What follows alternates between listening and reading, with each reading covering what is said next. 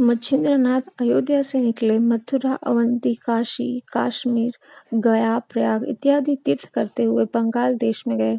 वहां से चंद्रगिरी गांव में उतरते वे बाद भिक्षा के लिए गए। वहां एक ब्राह्मण का घर दिखाई दिया। वह देखते ही उन्हें भस्म की याद आई। वह सोचने लगे कि पीछे मैंने भस्म मंत्र कर दिया, वो यही घर है। उस घर की मालकिन का नाम सरस्वती बाई। उसे मैं 12 साल बाद आऊँगा कहा था। उसका लड़का कैसा है देखना चाहिए। इस विचार से वह उस घर के पास आए और बाहर से ही सरस्वती बाई आवाज़ लगाई। आवाज़ सुनकर वह बाहर आई। जोगी देख वह भिक्षा लाई। उन्होंने पहचानने के तौर पर उनका नाम व उनके पति का नाम पूछा। तब उसने अपना नाम सरस्वती और अपने पति का नाम दयाल बताया। वह जाति गौंड ब्राह्मण बताई। तब उन्हें विश्वास हो गया कि यह वही घर है। फिर लड़का कहाँ है उसने पूछा। तब वह बोली, मुझे अभी तक पुत्र हुआ ही नहीं। ये शब्द सुन मच्छिंद्रनाथ बोले, तू झूठ क्यों बोल रही है। तुझे पुत्र होने के लिए मैंने विभूति मंत्र कर दी थी, उसका क्या हुआ। यह पूछते ही वह घबरा गई। वो बोली कि मैंने वह कूड़े में डाल दिया।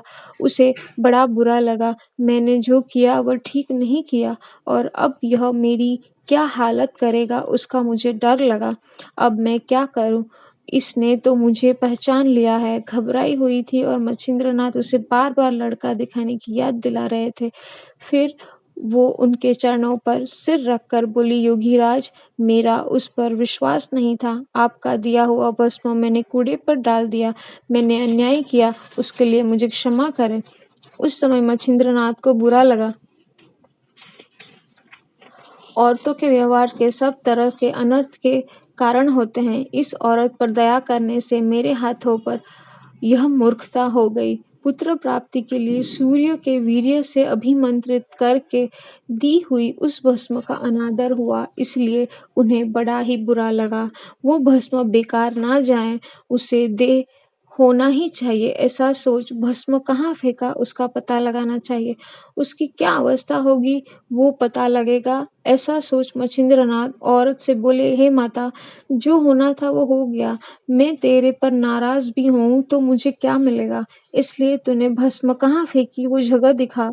इस तरह से मच्छिंद्रनाथ के कहने से उसका डर कम हो गया।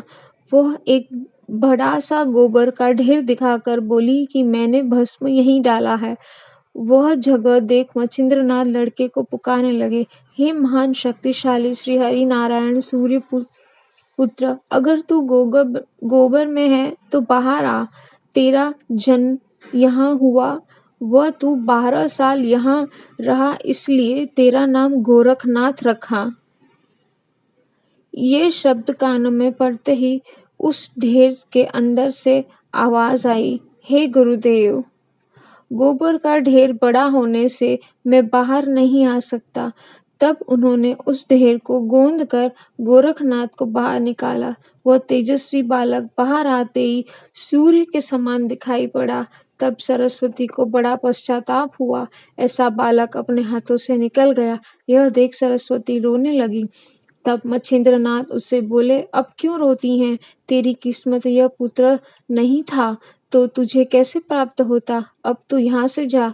मेरा क्रोध अग्नि के समान है, यह ब्रह्मादि देवों को भी असहनीय है, इसलिए तू जा, नहीं तो मेरा श्राप जरूर लेगी। यह सुन वह घबरा गई और चुपचाप वहां से घर गई।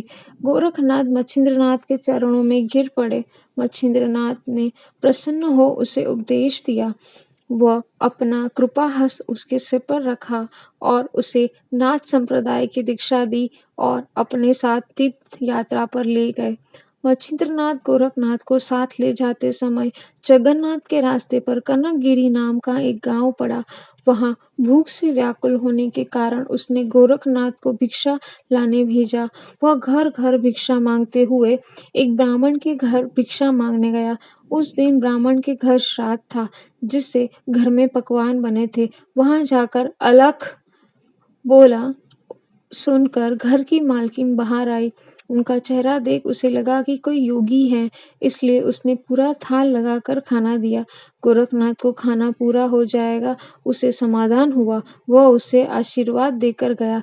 खाना गुरु के सामने रखा। खाना देख गुरु प्रसन्न हुए।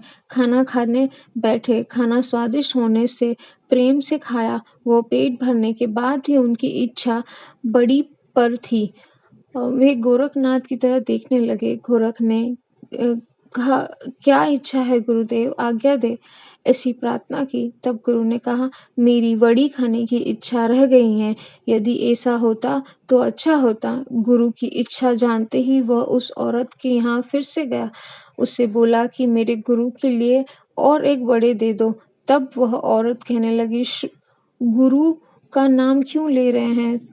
तुझे बड़े चाहिए तो क्यों नहीं कहता? यह सुन वह बोला, मैं सच कह रहा हूँ कि मुझे गुरु के लिए ही बड़े चाहिए। यह सुन औरत बोली कि मुझे तुझे वैरागी समझ भाव भक्ति से अच्छा खाना परोस कर दिया और तू फिर आ गया।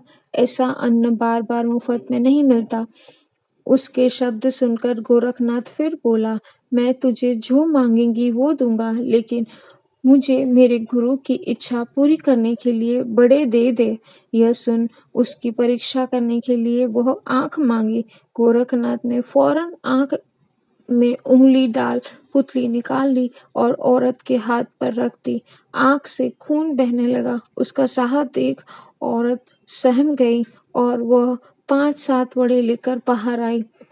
वड़े उसके सामने रखे। वह हाथ छोड़कर बोली, मैं सहज ही बोली, आप साधु दूसरे के लिए अनेक कष्ट सहन करते हैं, इसलिए मेरे अन्याय की मुझे क्षमा करे। ऐसा बोलने के बाद गोरखनाथ बोले, तुझे क्यों बुरा लग रहा है? मैंने तो बड़े की बदले में आंख दे दी है। यह बोली, मुझे क्षमा करो, पुतली समेत खाना ले जाओ। गोरखनाथ उसका समाधान कर पुतली व बड़े लेकर गुरु के पास आ गए। अपने गुरु को आंख दिखाई ना पड़े इसलिए पट्टी बांधी।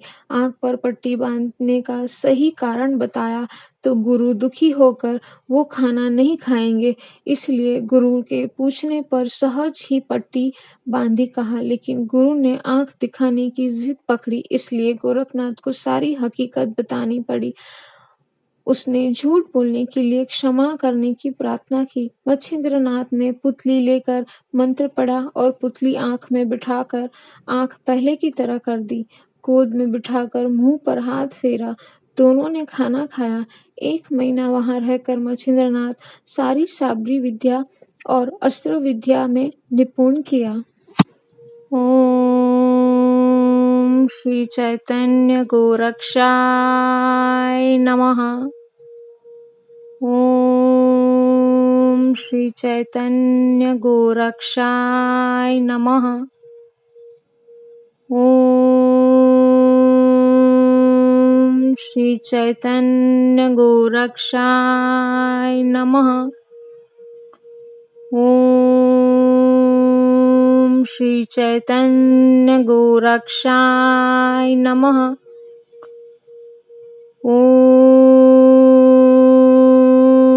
ओम श्री चैतन्य गोरक्षाय नमः। ओम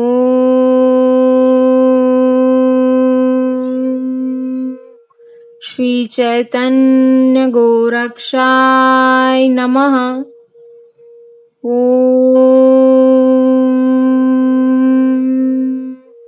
श्री चैतन्य गोरक्षाय नमः।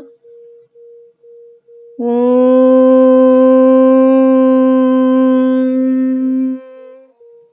श्री चैतन्य गोरक्षाय नमः।